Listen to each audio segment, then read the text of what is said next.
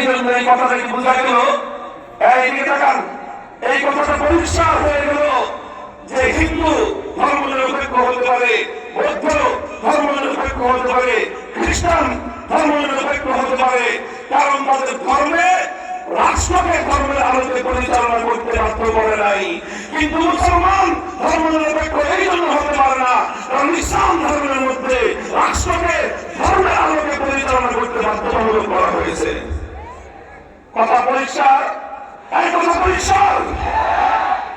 সুতরাং যারা নিজেদেরকে দাবি করবে যে আমরা ধর্মনিরপেক্ষ মতবাদের অনুসারী, আল্লাহর কোরআনের ফয়সালা অনুযায়ী সে হিন্দু হতে পারে, বৌদ্ধ হতে পারে, খ্রিস্টান হতে পারে, মুসলমান হতে পারে না। আওয়ামী লীগকে স্পষ্ট আহ্বান জানাবো, যদি আগামী দিনে বাংলাদেশের রাজনীতিতে পুনর্বাসিত হতে হয়, আগে এই প্রশ্নের জবাব দিয়া তোমরা ধর্মনিরপেক্ষ না মুসলমান। কথা বলেন ঠিক না বেশি?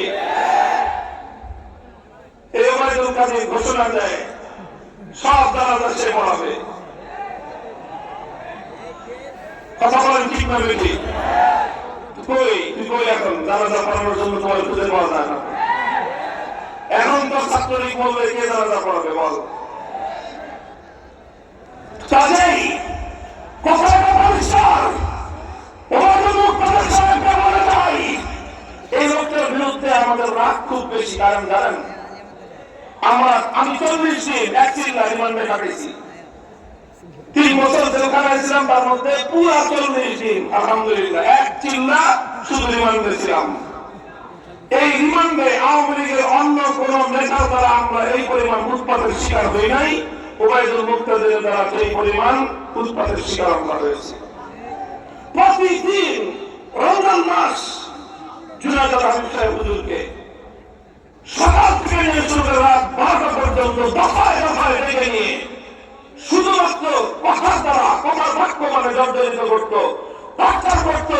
কোরআন তেলাওয়াত করতে বসে আমার ডাক, নামাজ পড়ে থাকতে পারে নাই, 2 রাকাত ফরজ পড়েছে, সুন্নাত পড়ে থাকতে পারে নাই, আমার ডাকে যে আপনার সাথে কথা আছে। কি কথা? কোন সহজ ফালতু কথা, কোন ইনফরমেটিভ কোনো কথা নাই, কোন তথ্য প্রমাণ জন্য কোনো কথা নাই। কথা একটাই, ওবায়দুল মুক্তাদির চৌধুরী বলেছে জুনায়দ হাবিব সাহেবকে উত্তপ্ত করতে হবে।